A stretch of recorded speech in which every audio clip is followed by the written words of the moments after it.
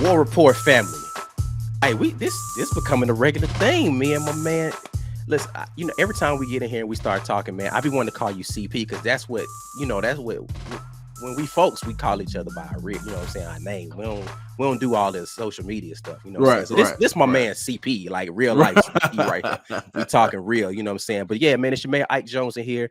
I got my guy CP in here, man, and we just gonna talk real talk about some Auburn football. Y'all already know, new coach Hugh Freeze down to the plains.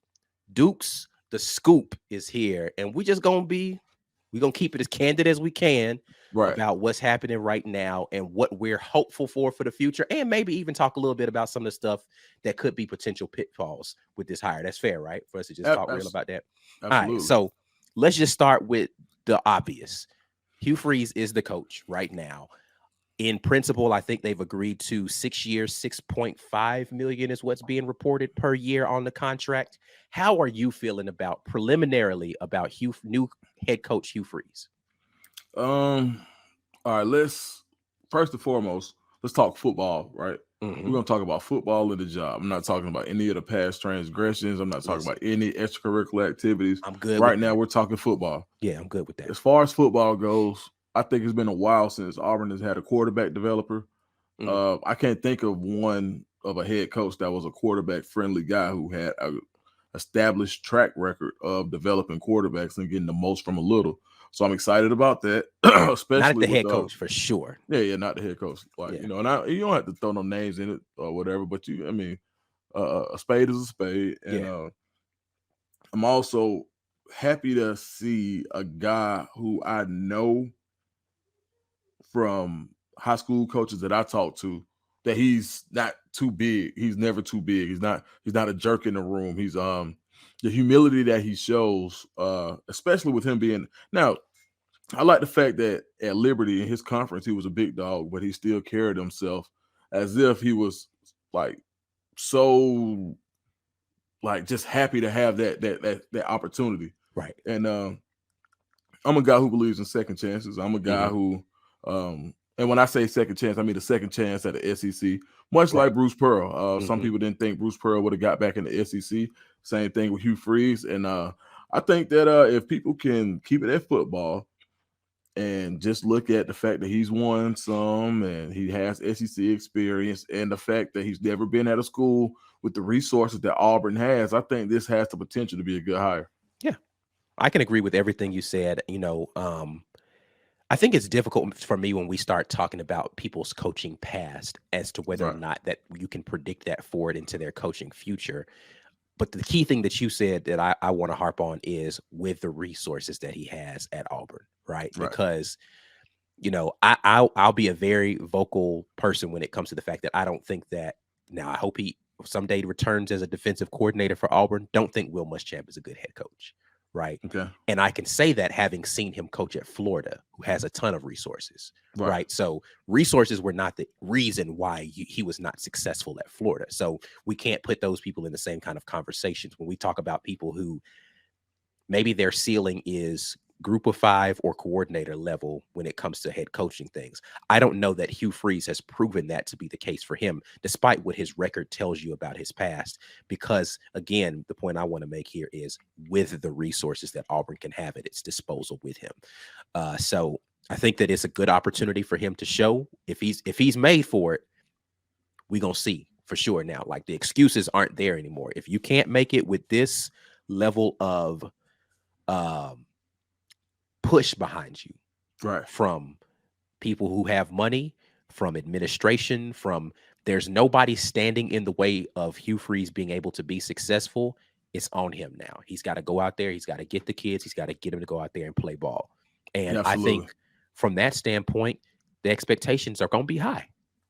They're going to be high. So let's talk before we get into a little bit about just what we feel like will happen on the field. Let's talk about the short term off the field, right? Like what the expectations are between now and early signing day, right? Because that's going to be the first time he gets called to the carpet and somebody's going to put some sort of grade sheet on him of what have you done since the signing, since you signed your contract until now, what have you done? What do you think realistic expectations should be for Hugh Freeze and Auburn University between now and early signing day? I think Auburn and Coach Freeze, I think they can come up with a top 25-ish class going into the early signing day. And I think it's all going to depend on the defensive coordinator. I think whoever the defensive coordinator is, no, we don't talk about that, but continue, my brother. Continue. You want to hire people who've already got some fish on the hook, right? You like it's a lot harder to say let's say you go get the best defensive coordinator at University of Washington right now.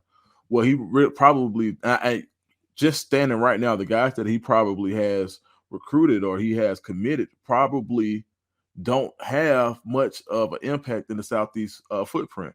Right. So by being able to get a guy or somebody who's already got guys coming, or somebody who's recently been recruiting in the Southeast and may have some cross-pollination, so to speak, with some of the guys that Auburn is recruiting already. So I think that's going to be huge as far as going in and signing today. If you get a guy like that, I think Auburn can flip some of these guys and go top 20.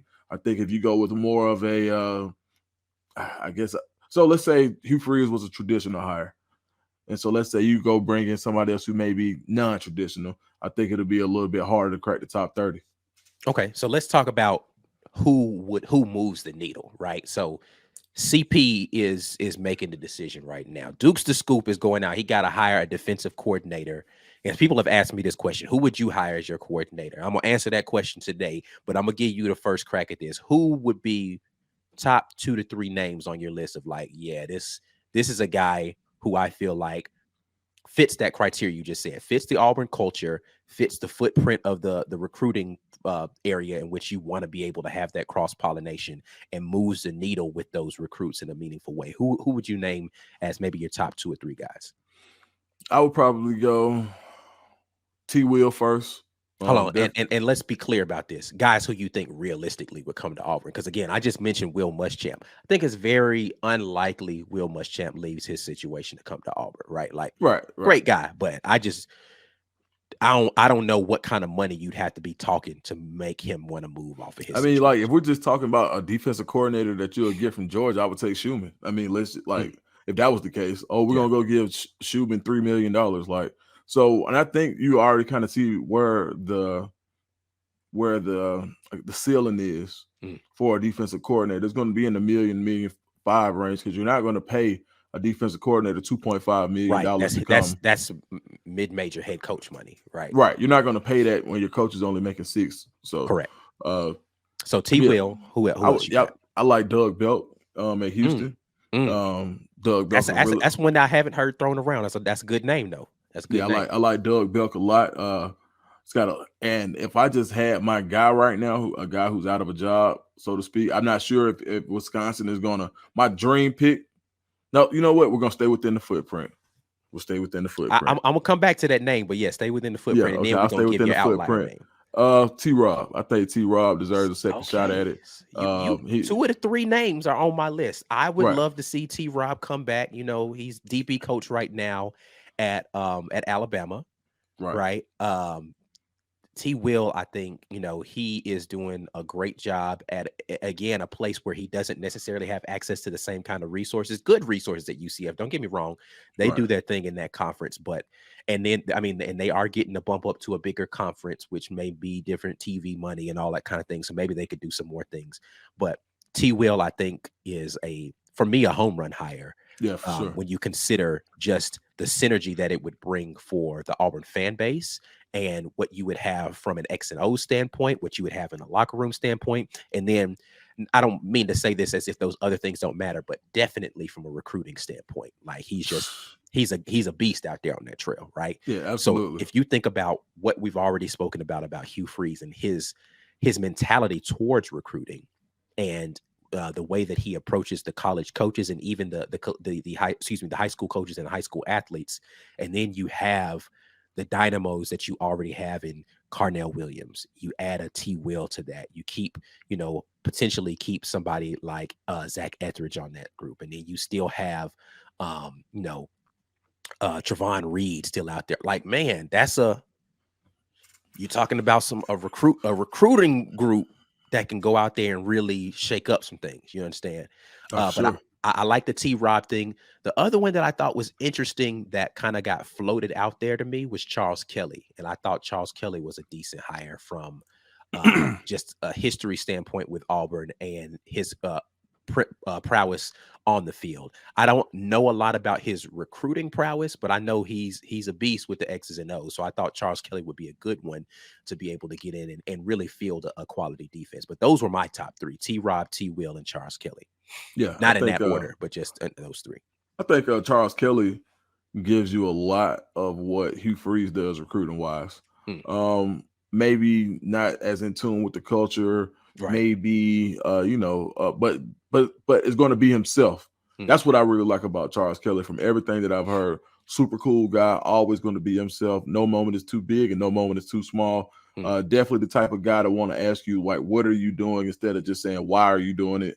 Or excuse me, ask you, why are you doing it, instead of what are you doing? Right. And I think that's being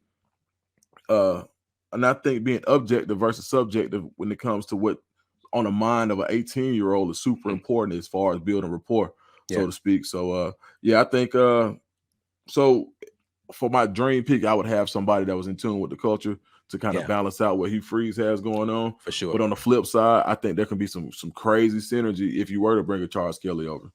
Cool. So, all right. So let's go back to the Wisconsin situation, the outlier of, like, not necessarily meeting the footprint, but definitely it's some guy that you feel like could shake some things up. And who is that? Oh, Jim Leonard. Jim Leonard. Football mind is great, man. I watched, was it the Penn State game last year when Jim Leonard was he was doing some things defensively with how he was scheming up blitzes, and I was just like, oh yeah, he different, bro. He different, like, man. I mean, it's going to be a whole lot of what we saw at Baltimore. He's able to scheme some of those things, and I think that just the disappointment of not being able to get that job at Wisconsin, I'm not sure if he would want to stay. He's got to be in a lot of people's head coaching searches right now, depending on the job. So I would think as some of those mid majors in that area in the Midwestern region start to come available, he'll be a guy. But I mean, like, hey, got 1.5. Go get Jim Leonard. Okay, cool. Yeah. We'll figure out recruiting. Yeah. And that's why it's important that even with the Charles Kelly that I mentioned, it would be important who the rest of his staff would be to round that out, to make sure that you could get the guys, because they can take care of the X's and O's. All right, so defensive staff, and I think we both agree, if we were to put our stamp on one person, it would be T Will. Right? Sure. For sure. He's, and I think T Rob is good. He definitely had that South Carolina defense looking good. But I haven't seen T Rob not with Muschamp running the defense yet. And so I don't know really where he is with that. I'd love to, what I'm saying, if they wanted to move, and keep Zach with, like, maybe safeties and then bring D Rob back in as a DB coach. I don't know if we can pull that off from a salary standpoint from what he's making right now. I'd love to see that. I was thinking about that too. And I was thinking the fact that Hugh Freeze is so involved with the quarterback that you could, bring in a quarterback's coach who may not be as established as a T Rob or established even as a T Will, a younger guy to kind of, just say, learn in the position, or, you go with somebody who gets a dual responsibility. Like, there's so much flexibility that you have when you have a head coach as a specialist that is involved. So, yeah, I definitely think that if it came down to it, you could put that all-star roster together and have the separate cornerback versus the DB coach based on the fact of your head coaches, your offensive coordinator, and your quarterback's coach. So you have that much more flexibility. So let's flip it to the other side of the ball then, right? So we talked a little bit about defensive coordinator. What do you feel like is going to happen from an offensive coordinator standpoint? And, well, before we get into the coordinator hire, I think it's universally understood Cadillac Williams is going to be back at Auburn with this hire, right? What do you feel like his role is going to be on this staff? I feel like he will truly be an associate head coach. I feel like you've got guys who, like, he would epitomize that based on his experience and running the team. And I also think that having somebody, a legendary Auburn player like we talked about on the staff, and he just made himself a legend again as the first black head coach and the only African-American head coach in Auburn history. There are going to be things that he can say that nobody else in the history of Auburn will ever be able to say. Right. Like, even when we talk about the rushing records, Bo Jackson has something to say about it. When we talk about NFL rookie records, there are plenty of guys who have something to say about it, but nobody will have anything to say about breaking the color barrier at a predominantly white institution in the Southeast. And that's something that you'll never be able to take away from him. I don't want to lean into that because I think if he would have been purple, he would have done a great job for what we saw.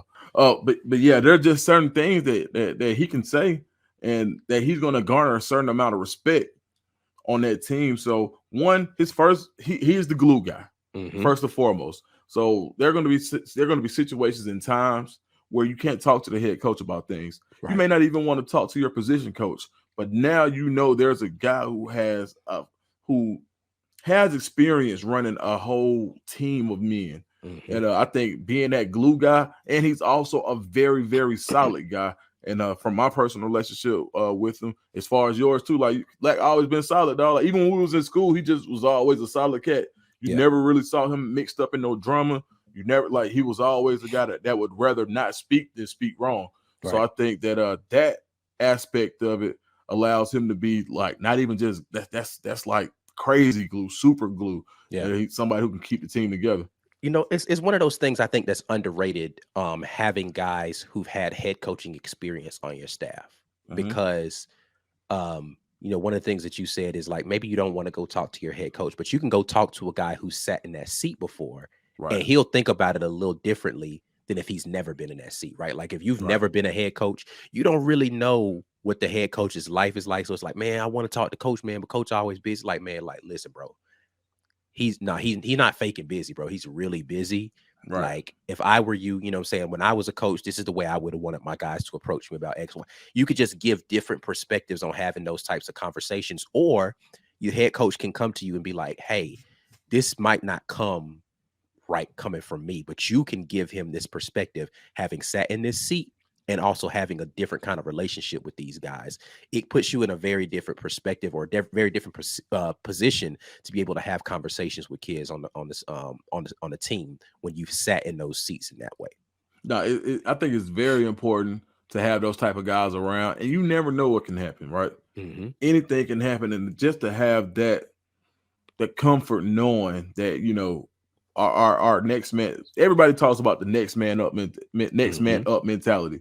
But to have a guy just sitting there who's a loyal guy, an Auburn loyal guy, is really important, because, see, one of the things that I talked to a coach of a very, very highly recruited player, ranked player, and he was saying, well, there's no way they're going to keep Cadillac because you can't have a guy being a bigger star than a head coach. You got to get rid of him.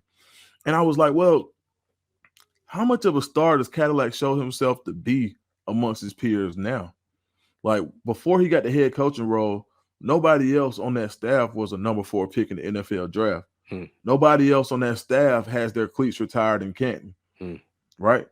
So he never showed himself to be that type of guy. Right. He was humble enough to go coach at the high school level before he got his big break. He was humble enough to go coach in the USFL. He was humble enough to wait on his opportunity, and when he got his opportunity, he ran with it. So knowing that you have a guy who has the humility he has the humility to be one of the guys, and also the strength and the aptitude to be the guy, I think is priceless in Auburn. It's way different, bro. Cadillac is way different, man. Yeah. And I loved everything about just going to press conferences and the candid nature in which he approached having the conversations. Like, it's you know, I know this isn't about Deion, but I'm just gonna mention a thing. I saw a clip of Deion, Coach Prime, sitting down with a guy doing a pregame situation, and like, basically is a black dude who was interviewing him, and the dude, apparently he was talking to him in a very like he was using, you know, slang, and he was just talking like a regular black dude. And then when the camera gone, and he was like, all right, I'm sitting here with Coach, and Coach Freeze was like, hold on, wait a minute. That ain't how you was just talking to me right then. Like, no, be yourself. Like, let's try this again. And he was Right. basically like, yo, but Cadillac, and the reason I mentioned that is Carnell Williams was going to be Carnell Williams up there on that podium as head coach. He Right. wasn't going to try to, I'm not going to try to sound like what you think a head coach should sound like. I'm not like, listen, man, I'm a country black man from Etowah County, Alabama, bro. Like, I don't know what else you want from me, but I'm going to be this guy. But I just happen to be sitting in this seat, but I'm still Cadillac Williams. You feel me? Like, and so Right. like, I love the fact that he was going to be himself. And not try to adapt himself into something else. He's just gonna be like, I don't. And he said that he's like, I think I proved you don't have to be a certain way to be a coach. There you Like go. you can coach in a different way. You can just love on kids in a specific way, and they'll come and show up for you. You know, Absolutely. Like, and Yeah, I love he that got about him way more out of that team than I thought was possible. for sure. Yeah, For like, sure. Yeah, absolutely. Like, and really and truly should have been 3-1. Yeah, Right, the Mississippi so. State game. Yeah. Yeah. All right. Anyway, all right. So glad to have Lack back in the seat. You know, I think I agree with you. Associate head coach is the right place for him to be. Assistant coach, whatever you want to call that title. Him being the number 2 guy, that glue guy that you talked about, being able to understand the culture of Auburn, understand the culture of that locker room as it presently is, and be able to be the second in command, prepping him potentially if he wants to. If I wish I had gotten an opportunity to ask him that, and I'm still gonna try to see if I can get an interview with him to come on the channel sometime. But I wish I had gotten an opportunity to ask him, now that he's had an opportunity to sit in that seat, is that something he can see himself doing in the future? Because you remember when he first got the chance, he was like, I never really saw this for myself, right? Right. But now that you've seen yourself in it, can you see yourself coming back to it later, right? And so that's a different conversation, and I'd love to have that conversation with him. No, for sure. So Lack, if you're watching, man, come holler at your boy. But yeah, so like, what else do you feel like from a staff standpoint are good looks? Like, if you were helping, you know, if you could slip a note under the door to Hugh Freeze, Coach Hugh Freeze, hey man, you might want to look at these guys. Who else would you feel like would be a good offense, defense, doesn't really matter, to round out a really quality staff that would feel like, yeah, this fits for what Coach Freeze wants to do from the recruiting standpoint, all of that? Man, I think first and foremost, you got to go get Matt Luke. Heard that former Ole name Miss. floating around a lot. Man, Yeah. the offensive line needs it. He would be a dynamic hire. Yeah, I think you got to get Matt Luke if you could. I'm not sure. I really didn't dig into why he left Georgia the way he did, but I think that as far as his recruiting and basically another guy with head coaching experience, and they have the relationship from the Ole Miss days. So yeah, absolutely. So I think Matt Luke is definitely a guy that. After that, I like Ike at wide receiver. I do like Ike as a receivers coach in his first year. He's shown that he can recruit. I think the guys in the room really like him too. You know, everybody respects Coach Ike. He's done it on the highest level. Yeah. He's done it in the SEC. He has relationships in Louisiana, which is huge. And I always talk about how important it is to have relationships in Louisiana, because LSU is the only Power 5 school in the state. Yeah. So if you go look in the Southeast, let's go look at the Southeast footprint. Florida has multiple top Power 5 schools. Georgia has 2. Alabama has 2. Mississippi has 2. Tennessee has 2. South Carolina has 2. North Carolina has 2. And Louisiana only has 1. And I think being able to have somebody with those type of relationships and who has a star factor in that area is huge when it comes down to recruiting. So I definitely will hold on to Ike. Tight ends coach. I mean, I ain't gonna lie to you, dog. And I know this may be an unpopular opinion, but I really don't think that Brad Bedell did a bad job. Would I bring him back? You probably can't. But I just did want to give him. I didn't think he did a bad job as a tight ends coach. I really don't follow the tight end position as much as I do some of the other ones. So running backs coach it goes without saying. Right. And quarterbacks coach, I think it'll be quarterbacks coach, offensive coordinator. I think it'll be somebody who wants to learn on the job. I don't think you have to go out and utilize like super stupid resources to go get those 2 positions when you've already hired Hugh Freeze. So yeah, I mean that's pretty much how I'll do it, man. Keep keep what you have, find a tight ends coach, and try to bring Matt Luke back or back with Hugh Freeze. Okay. Are there any guys on the defensive side of the ball that you feel like, I mean, that need to be retained? So we talked a little bit about Zach Etheridge, right? Like, I feel like there's no reason to get rid of Zach. He's good at what he does on the field, a dynamic recruiter. So I feel like that one is another retainer. But there's the guy I think that a lot of people are, I won't say split on, but when you ask people about staff retention, they don't mention as often, and that's Rock Bellantoni. Like, I think he could potentially stay on the defensive line, right? Like, or is there a name out there that you feel like might be a better fit for this staff? Man, I like Rock, man. To be honest, like, I like Rock. I think a staff needs a guy like Rock. Sometimes you need an uncle. Sometimes you need pop. You need the guy who's been through the fire, who's been through the wars, who's dodged the bullets and can tell you how to. The guy who could talk to your parents, the guy who's going to make your people feel comfortable with giving your child to this school for 3 to 4 years. And I think Rock Bellantoni has a steadying presence. He's super cool, laid back. He's adamant about recruiting. And I just would like to see how he would recruit where the head man is just as adamant about high school recruiting as he is. So I think Rock Bellantoni, even at his age, has some untapped potential. And I think that he definitely, based on who you bring in. Now, let's say you do bring in T. Will or a younger defensive coordinator. Having a guy Rock Bellantoni, having a guy like Rock Bellantoni would be super huge for a guy like that, just as a steadying presence. So, yeah, he's one guy I definitely would retain. Brumbaugh, another Auburn guy. I think I could see Brumbaugh be a little more different under different leadership at the helm. But one guy that I do like who's a budding star is the guy that's with T. Will, and that's like Kenny Ingram down at UCF. He's a guy that I think is going to be a star. And I think if T. Will were to leave, he would be under consideration for a increased role at UCF. And that DB coach definitely keep Zach. And could he split the role with a you know what I want to see? And a lot of people haven't talked about this as much, but I would like to see Trevon Reed on field. I would like to see him on field in some capacity. And I think it just opens up so much more. Yeah. I actually hadn't thought about that either, which I don't know why, because it's not like he doesn't know how to play the position at the highest level, right? Like, he's done it. He's a great recruiter. He's got passion for the university. It makes a lot of sense to me. I mean, he turned down jobs last year, and I'm not sure if I said it now. He turned down jobs last year to stay at Auburn. He's a guy that really loves Auburn University. He got a bump as far as to stay on staff, but he definitely could have went and made more money as a position coach at another school. And a lot of people have said, can your first job be at Auburn? Is that enough dues to pay? Right. But we as just a saw coach. Yeah.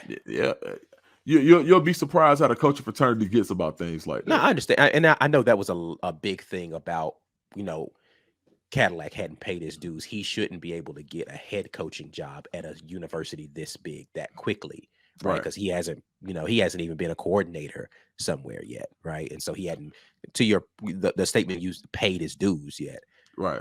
But yeah, I get it. People feel like people skip the line with that kind of thing, but if we being real, a lot of people skip the line. Come on, bro. In a lot of scenarios, and that's part of the reason why I'm saying it, because man, come on, dog, like. Yeah. Can he get out here and motivate these guys and teach scheme? He's played in the Super. I think he won a Super Bowl. Yeah. Like you've seen the guy play at the highest level. He's definitely relatable. He's able to talk. He's protéged already. So I think he'd be a guy that if you had a corner, let's say you just wanted to do corners, he's a guy that I think that could coach that position and reach out. I'm not sure how they're going to establish the defensive side of the ball, if it's going to be where Zach has to hold back in again, or maybe there's only one defensive line coach and the linebackers coach are split into two, and that becomes your edge coach. But it's going to be interesting to see who they bring in, and I think that's going to be the catalyst for how the staff shapes up. But no, I think there was a lot of untapped potential on the staff, and this is not just a dig at Brian Hartson, but I just think that he had a different way of doing things that we see didn't work as well as we would have hoped for starting out. I think nobody came into it and saying this is an absolute horrible hire. Right. You know, it was something different. I think people were so ready for Gus to go that anything was better. But hindsight being 2020, you know, those 8-9 win seasons sure look good right now, right? So we'll see what Hugh Freeze can do. A lot of people are calling him Gus Light. I do know they do have a good relationship. I do know that there's a lot of mutual respect, but their offense isn't. No, they're not. It's not the same offense. It's not the same if you offense. feel like they're the same offense, I don't know that you've studied a lot of offensive film to be able to have that opinion, because it's not. Right. Right. Yeah, Hugh Freeze is definitely going to be more multiple. And I think that Hugh Freeze does a really good job of giving the quarterback options as well. Sometimes I think you could tell based on formation in Auburn's previous history if the player is going to be open or not before the first pre-snap read even takes place.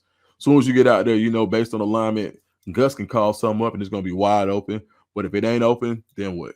Right. Like read 2 and read 3 is in there. And I think Hugh Freeze has, I would say, better progressions. And I'm interested to see what happens and what he can do with a guy like Robbie Ashford. Yeah. So that is actually where I want to take the conversation next is, what do you feel like happens with the quarterback room?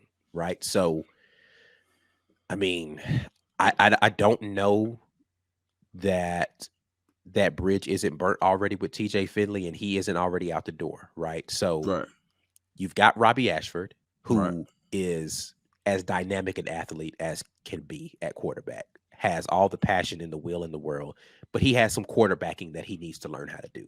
Right. Hugh Freeze is the developer of quarterback. So you put that raw clay in the hands of a guy who knows how to mold it, potential's unlimited, right? But you still also have a Holden Garner sitting in that room, right, who is more of a prototypical pocket passing quarterback, but Hugh Freeze's offense can adapt to that sort of thing if they get the right kind of offensive line together, right? Right. And then you have the potential of Zach Calzada coming back for that final season. Right. What do you feel like do you feel like he's going to try to ride with who he has and then just kind of recruit a next up, go get somebody from the portal to compete? Like, I don't know. I mean, have you heard any rumblings? I don't know. I haven't heard anything definitive out of any of those guys yet. Well, other than Robbie, who is 100% on board with this. Yeah, I haven't heard anything yet, and I think that just the potential of seeing, I think Hugh Freeze has to be salivating at the fact of watching Robbie Ashford over the last 4 games, watching him in the Alabama game, and just saying, man, if I could put him in a little bit better of a situation, if I could simplify some of the things that I do on my offense, and let me take that back, not simplify. If I could develop this guy to be able to make the same reads or better reads than Malik Willis made in this offense, because skill set wise they are similar. I think Malik had more of had a stronger arm, but I think that Robbie has a bigger frame than Malik. I know he has a bigger frame than Malik. Robbie's a big kid, he is. big guy. Like, so I think there are some similarities in that game where, man, the possibilities could be endless. So I think that Robbie Ashford has to be the incumbent coming back next year. TJ Finley, I'm not sure if he's going to graduate. I know he's used his portal year, but I think so. I'm not sure how his transfer will work. Same thing with Calzada. Calzada is a real ball player. He moves a lot better than people give him credit for. Sure. So I think that he could be another one of those glove fit and a true dual threat. Not a running quarterback passing and not a passing quarterback running, but a true dual threat, because he does have some athleticism. And I think it's going to have a lot to do with what running backs come back. If Tank Bixby comes back, you got a young, spry Damari Austin. You've also got Jarquez Hunter. Damari, bro. Yeah, man, look. Oh, I like Damari a lot, man. Now, listen, that's not taking anything away from Tank. This is not, when you say you like somebody's always like, well, what about such and such? This ain't got nothing to do. Tank is amazing. If you've heard me talk about Tank Bixby, boy's in a different world from a lot of running backs, and just his ability to make something out of nothing, which he's had to do routinely over his career at Auburn. Right. Jarquez Hunter is just a different animal altogether, bro. Squats the whole weight room and has ridiculous speed and strength. And his vision to cut back sometimes is uncanny, right? Like, he just sees stuff differently than other people, right? Right. And then his work ethic is just, I don't know. When you talk about humility in a player, a guy who is rightfully one of the best running backs in the country, and that's not Auburn lenses. I'm talking about from a skill standpoint. Boy, he's just nice like that, right? Right.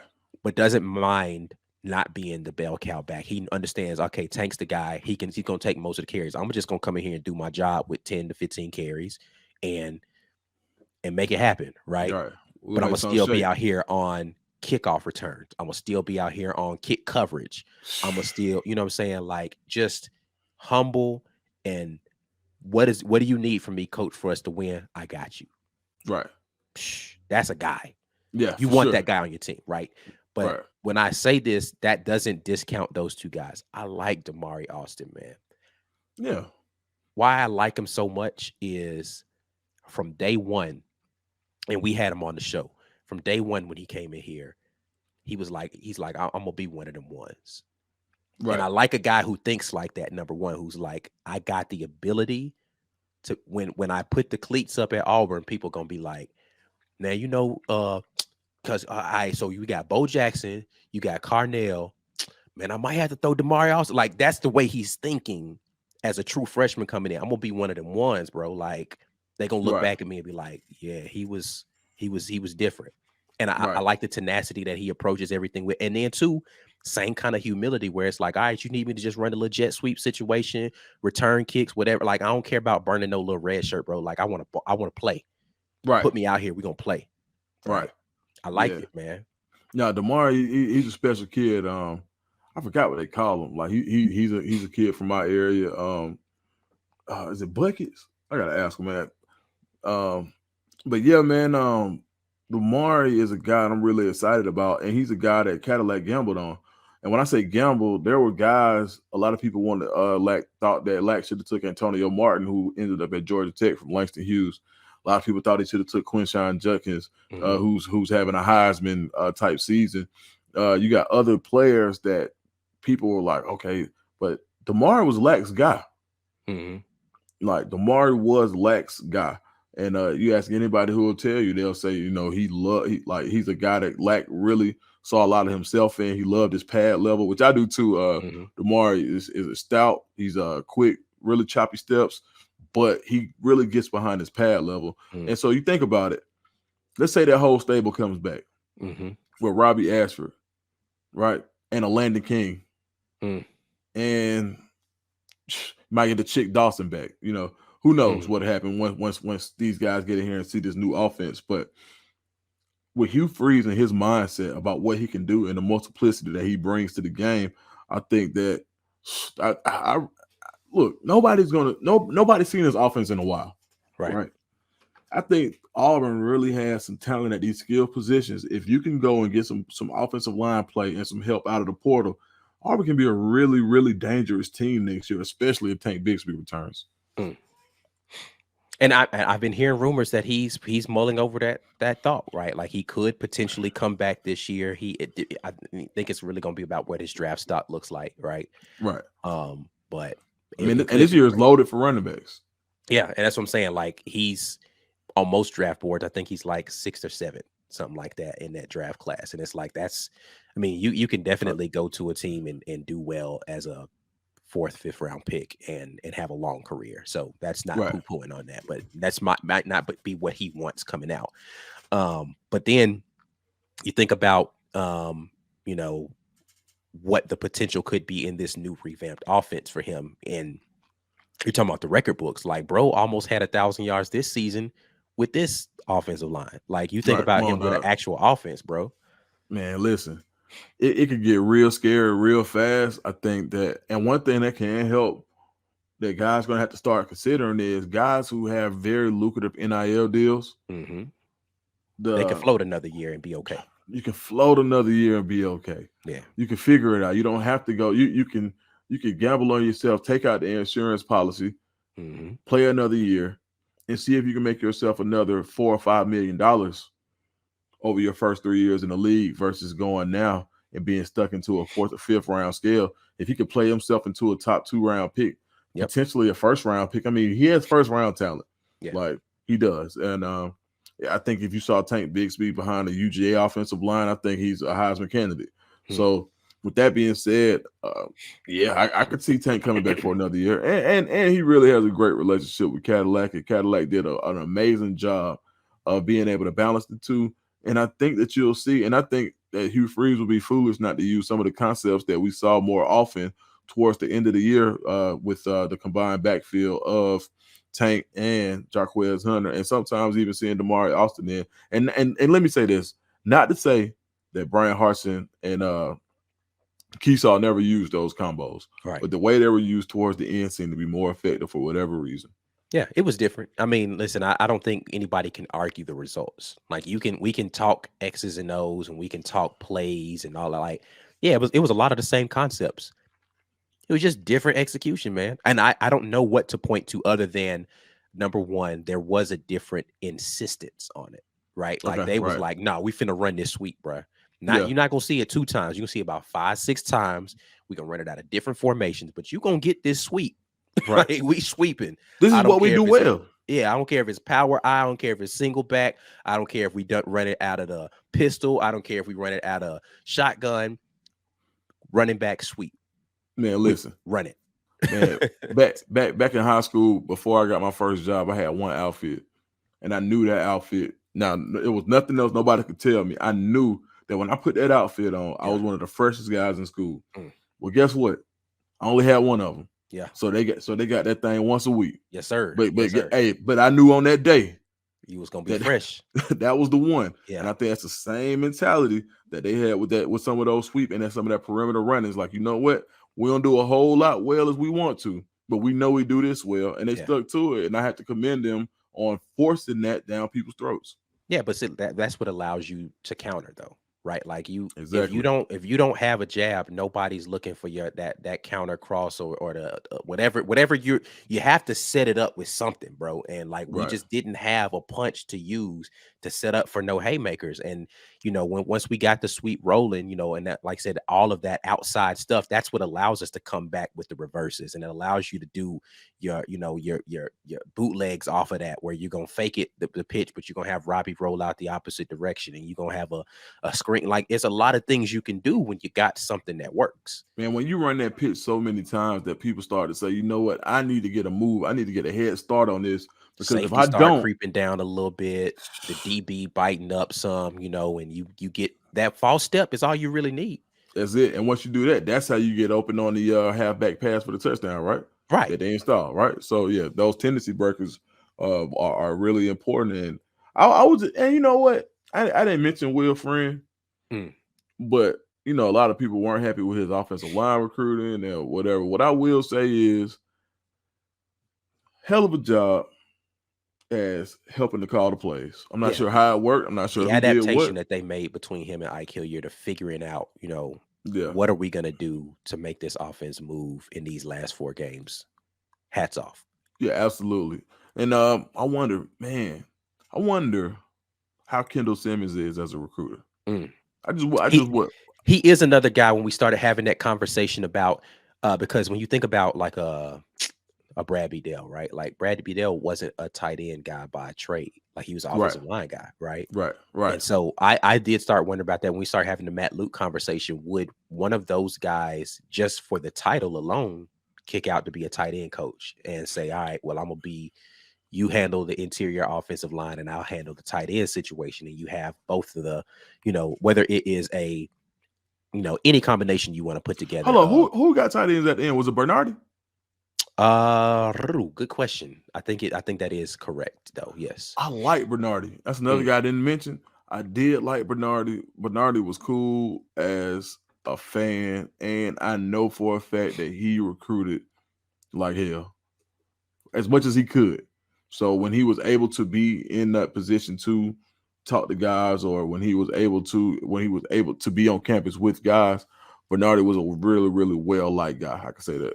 I'm looking it up right now. Joe Bernardi, tight ends coach. That is correct. Yeah, yes. Bernardi cool. I like Bernardi. So I wouldn't be mad at that. Yeah. So I mean, there's a lot of options out there. I think it's going to be interesting to see how this shapes out. How this shakes out over the next couple of really days. I was gonna say weeks, man, but I think they're gonna move really quickly on trying to fill these staff positions. It's You different with the better. coordinators and the staff. Like you don't really have to wait on seasons to end and all that kind of stuff for a lot of these guys. Like you gonna go out and make your offers, and some of these guys might not even coach their bowl games if you give them the right offer. So Yeah, you better, man, because this portal is around the corner, right. and then signing day is right behind it. You Yep. got all these official visits that you can redo. So now I think it's gonna be really important. And man, I'm excited, man. Excited to have something else to talk about. For sure. For sure. It's Makes our definitely job easy, right? it makes Easier. it a lot different when you have when you're not talking speculation anymore. Like it's Right. still some speculative stuff, but it has more body to it, right? Because we know who Right. the head guy is. We can look at what he's done from his coaching history and kind of say, okay, these people fit. You know, we understand what it is from an Auburn standpoint for some of these people maybe to come back into the Auburn fold. So it's going to be real interesting to see what that staff shapes out to be. And then once that staff gets in motion, then we can start having conversations around what is the actual team going to look like around the dynamics of what these people are able to do. So I'm looking forward to that. No, for sure. No, that's hard. Yeah. All right, man. Well, shoot, that's it, man. We appreciate, man. You know, listen, man. We've been talking about trying to make this a situation, man. We just gonna have to keep having these convos until we ain't got nothing else to talk about, man. But Hey, for sure. appreciate you riding through, man, and talking to the people with me, man. But again, if they under a rock somewhere, hit the people to where they can find more information about what you got going on. Check me out. My podcast is called The Casual Flex. I talk about everything that from Auburn football to the Falcons to the Hawks. Sometimes I have some pretty cool guests on. So check me out on YouTube, The Casual Flex, and I'm on Instagram and Twitter at Dukes the Scoop. And I appreciate it as always, my man Ike Jones, for sure. Yes sir, man. Always a pleasure to have you come and chop it up with me, man. But we about to get out of here, man. We'll holler at y'all whenever we got more things to talk about. We'll definitely be able to talk about that. But until the next time, as always, War Eagle, we out of here, baby.